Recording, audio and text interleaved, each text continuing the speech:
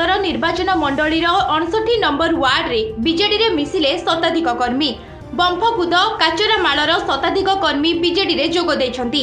59 number ward BJD सभापति ज्ञानरंजन साहू पौरोहित अनुष्ठित ଏହି ମିଶ୍ରଣ ପର୍ବରେ बंफकुद ग्रामर शताधिक युवक और नुआ काचरामाल ग्रामर शिवप्रसाद पट्टनायक नेतृत्व में 10 रु ऊर्ध्व कर्मी को सदर विधायक चंद्रसारथी बेहेरा उत्तरीय देई स्वागत करथिले।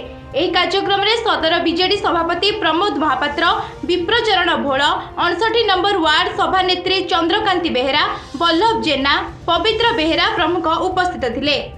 माननीय मुख्यमंत्री नवीन पट्टनायक नेतृत्व में जो भाव ओडिशार विकास धारा जारी रही से विकास धारा रे सामिल होगापाई आज अन्य दलर लोक मैंने बहु संख्यार सामिल होम सहित आज ये नुआ काचरामाल किसी भाई मैंने आसिक अलग दल छाड़ी आम सहित सामिल होती।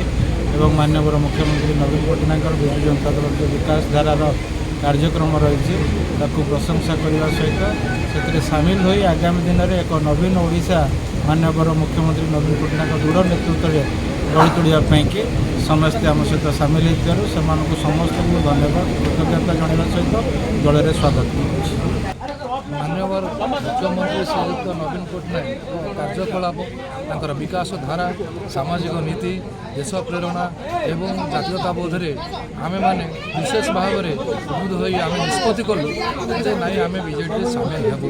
कारण समाजर विकास धारा जो मनुष्यर उन्नति से मनुष्यर नीति से मनुष्यर आदर्श से मनुष्यर शेष उद्देश्य से निहित।